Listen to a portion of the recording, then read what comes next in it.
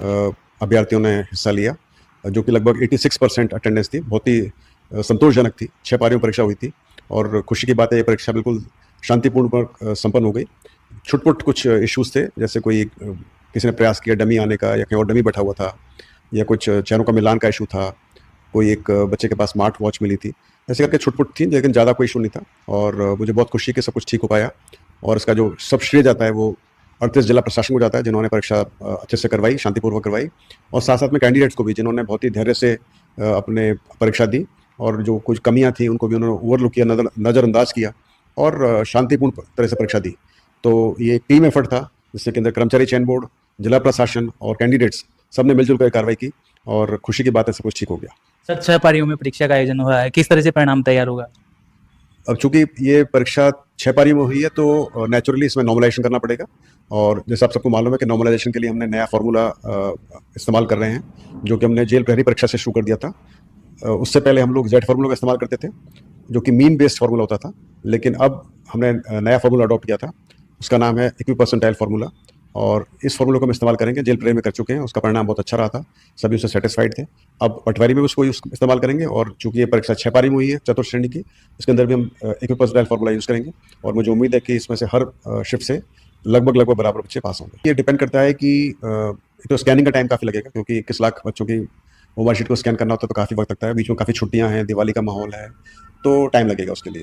दूसरी बात है कि चूंकि 6 पारी की परीक्षा, तो 6 पेपर की वैलिडेट करना, उसकी जांच करना, उसको निकालना, और फिर उसके ऊपर ऑब्जेक्शन करना, ऑब्जेक्शंस इनवाइट करना।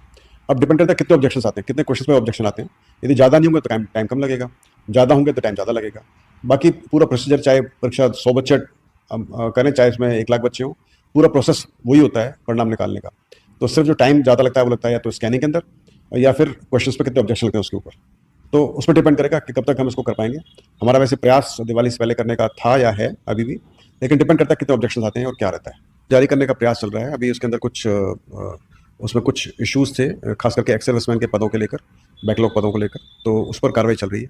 तो जैसे ही वो उसकी अर्थना पूरी तरह से हमारे पास तैयार हो जाती है, मिल जाती है, तो फिर हम उसका विज्ञापन जारी कर सकते हैं। इसमें कोई चेंज नहीं है, तय समय पर परीक्षा होने का पूरा प्लान है। वीडियो परीक्षा 2 नवंबर को है, उसमें लगभग 5.5 लाख अभ्यर्थी हिस्सा ले रहे हैं, और हमारा प्लान इसको एक शिफ्ट में कराने का है, और 38 जिलों में परीक्षा होगी, तो उसकी तैयारी चल रही है।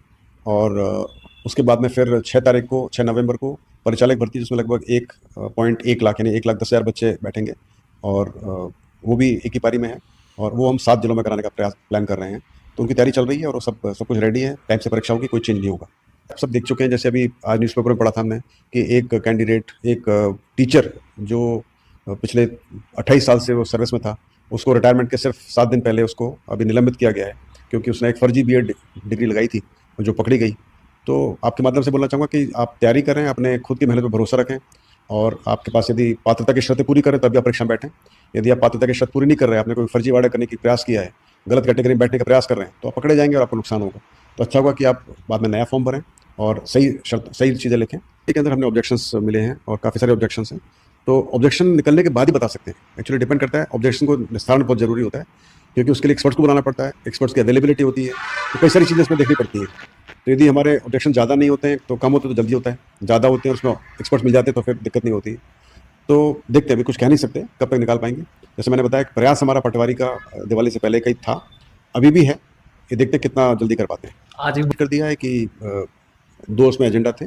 एक तो था L2 की डीवी की लिस्ट, इंग्लिश सब्जेक्ट के लिए और साइंस के सब्जेक्ट के लिए, तो उसके लिए जो कैंडिडेट्स कम पढ़ रहे थे उनके लिए डीवी के लिए हमने लिस्ट निकाली है, जो कि हम अपलोड कर देंगे। और दूसरी थी हमारी स्टेनो परीक्षा, जो कि काफ़ी पहले हुई थी, उसके बाद उसका फिर स्किल टेस्ट हुआ था, और उसकी लिस्ट हमने निकाल दी है। मतलब वो अपलोड अपनी अनुमोदन हो गया उसका, लगभग 904 या कुछ ऐसे कैंडिडेट्स उसमें क्लियर हुए हैं।